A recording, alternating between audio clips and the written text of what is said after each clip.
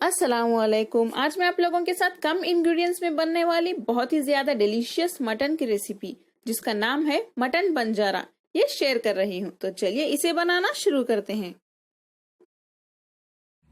इस मटन की मजेदार रेसिपी यानी मटन बंजारा बनाने के लिए सबसे पहले पैन में 2 टेबलस्पून घी गरम कर लेते हैं। आप तेल का भी इस्तेमाल कर सकते हैं, लेकिन घी में ये बहुत ही ज्यादा टेस्टी बनेगी।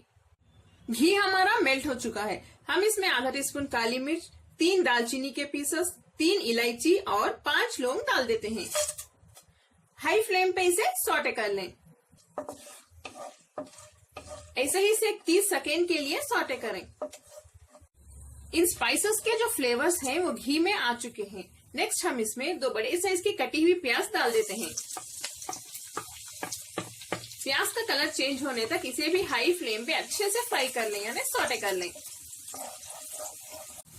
प्याज का रंग बदल गया है। हम इसमें 2 टीस्पून अदरक, लहसुन और धनिया के पत्तों का पेस्ट डाल देते हैं। हाई फ्लेम पे इसे भी अच्छे से भून लें। इसकी कच्ची बू जाने तक इसे भूनते रहिए हाई फ्लेम पे। इसे अच्छे से भूनने के बाद हम इसमें आधा किलो गोश्त डाल देते हैं। गोश्त के पीसेस आप मीडियम साइज में भी रख सकते हैं या थोड़े बड़े में भी रख सकते हैं। चलिए अब हम गोश्त को अच्छे से भून लेते हैं। थोड़ा सा नमक डाल दें, आधा टीस्पून हल्दी पाउडर,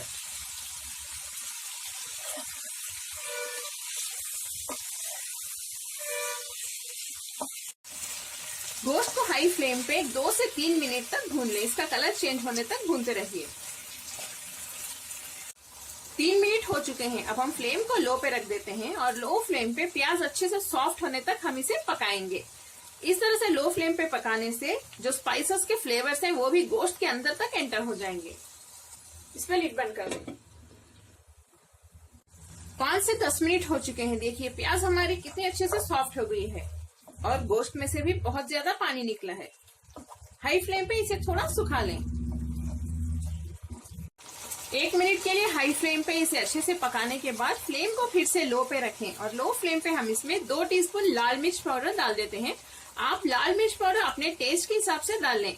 मैं यहाँ कश्मीरी लाल मिर्च पाउडर यूज कर रही हूँ। इसमें तीखापन बहुत कम होता है और ये बहुत अच्छा कलर देगा हमारे ग्रेवी को। 2 टीस्पून धनिया पाउडर। फ्लेम को मीडियम पे रख के इसे भून लेते हैं। मीडियम फ्लेम पे इसे मैंने 2 मिनट के लिए भून लिया है। अब मैं फ्लेम बंद कर देती हूँ और इसमें हम 200 ग्राम दही डाल देते हैं। दही को अच्छे से फेंट के डालिए। इसे मिक्स कर लेते हैं।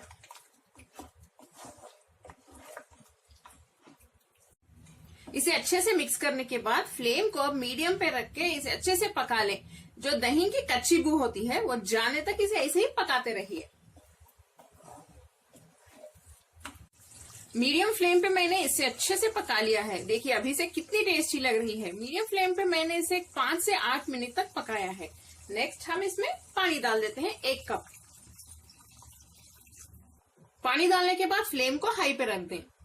इस रेसिपी में आप खट्टे दही का यूज बिल्कुल भी ना करें वरना आपकी रेसिपी खट्टी हो जाएगी।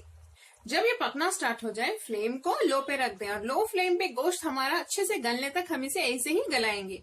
आप चाहें तो प्रेशर कुकर का भी यूज कर सकते हैं। प्रेशर कुकर में हाई फ्लेम पे 1 सीटी आने के बाद फ्लेम को लो पे रख दें और लो फ्लेम पे 10 से 15 मिनट तक गलाएं। गोश्त गल जाएगा। गोश्त गल चुका है और हमारी बहुत ही कम इंग्रेडिएंट्स में बनने वाली सिंपल और इजी मटन बंजारा की रेसिपी भी अब तैयार है। देखिए कितनी टेस्टी लग रही है। घी भी देखिए कितना अच्छे से आ चुका है। बहुत ही ज्यादा डिलीशियस रेसिपी है ये। आप लोग इसे जरूर ट्राई करें। आखिर में हम इसे गार्निश कर लेते हैं। 1 टीस्पून क्रश की हुई धनिया डाल देते हैं। इसकी बहुत अच्छी खुशबू आएगी इसमें। 2 बारीक कटी हुई हरी मिर्च, थोड़े से कटे हुए धनिया के पत्ते। इसे भी मिक्स कर लें।